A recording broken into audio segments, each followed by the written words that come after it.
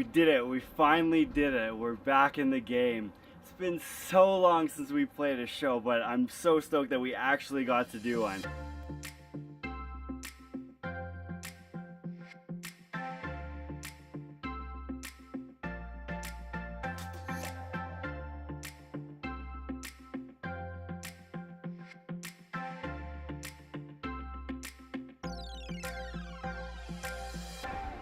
Made it to the venue. Not much to show on the drive because it's just like a bunch of dudes sitting in a van. We did have some really delicious cookies though.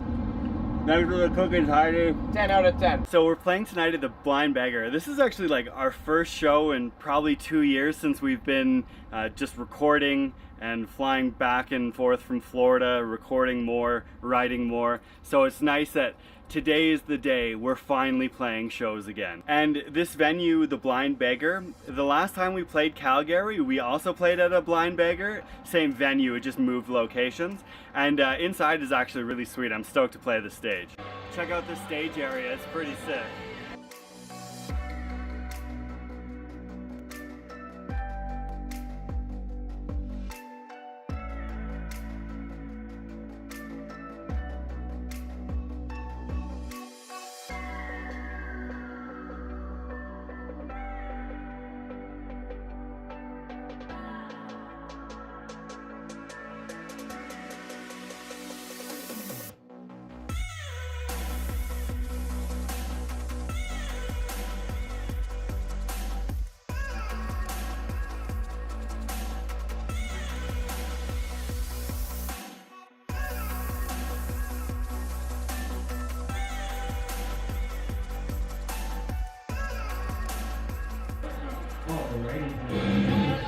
Here we go, folks.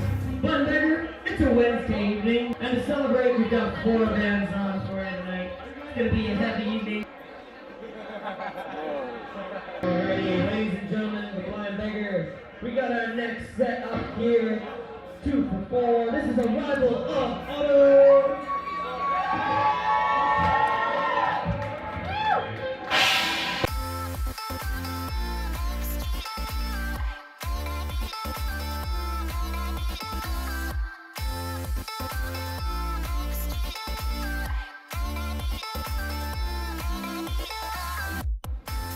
We did it. We finally did it. We're back in the game.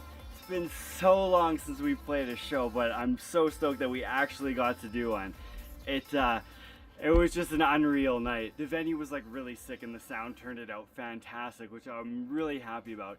It's nice when you have like a sound guy that's really willing to work with you, because the way our setup is, we don't use amps, we just go direct, which is simple. You just plug a thing into another thing, you turn the volume up, you get audio out of it.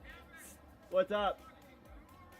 No, you are. It's like, it's the simplest thing in the world. Some sound guys hate it because they like have to actually do something different than slapping a mic in front of a cab. But the ones that like are stoked and kind of get it, it's really handy because sound comes out so much better. I'm always like worried about stuff going wrong, and it just happens sometimes. Sometimes you have little things that won't go as planned. Some piece of gear won't work because, you know, stuff breaks eventually. The first thing that happened right as we were doing line checks, plugging everything in, the sound guy is like, "Yo, Ryan, just play your guitar." He strums down and he breaks his top string. Like, I hear you both play like a different, like a chord and like a lead together.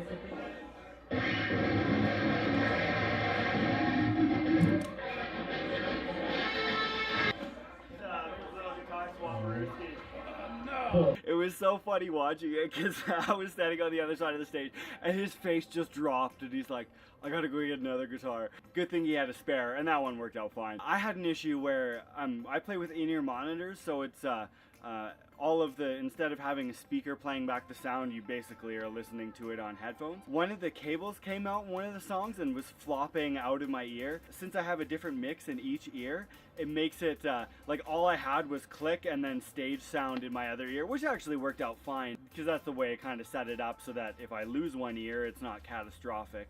So thankfully this time it wasn't. Right after the set, some dude came up to us and he was really stoked on it, but he was like, "Oh, I came here, I was hoping to hear Like Fire." And Like Fire is one of our older songs. We only play our new stuff now. He was really pumped on the new set, and he was pumped on the Horror too, which is the single we released earlier. It's nice that like people were super receptive to the music. Doing videos before and during the show is so difficult because one, it's really loud in the venues, and it's also really difficult to like just, there's so much going on with setup, and like you have to have everything perfect, and you want to have everything run efficiently, so you can't like, there's not a lot of time to hop on the camera and do stuff. Hopefully, you know, we usually come out with a team of people, you know, like 15-20 people. We got like our hairdresser on tour, you know, a cook, people to load gear, sound guy, a seamstress. We use a seamstress, but we left them at home this tour because we were just like, yeah, we're just gonna go back to our roots, and you know, it seemed to work out okay, but it doesn't leave a lot of free time for other stuff. And one thing that's dope about playing shows is, of course, that you get to see a bunch of other bands. Sometimes an issue with playing shows is that, like I said earlier, you're just so busy that I don't get a chance to. So I got to see a little bit of the opening band at Born for Tomorrow, and they were really cool, but then I had to like go warm up and stuff.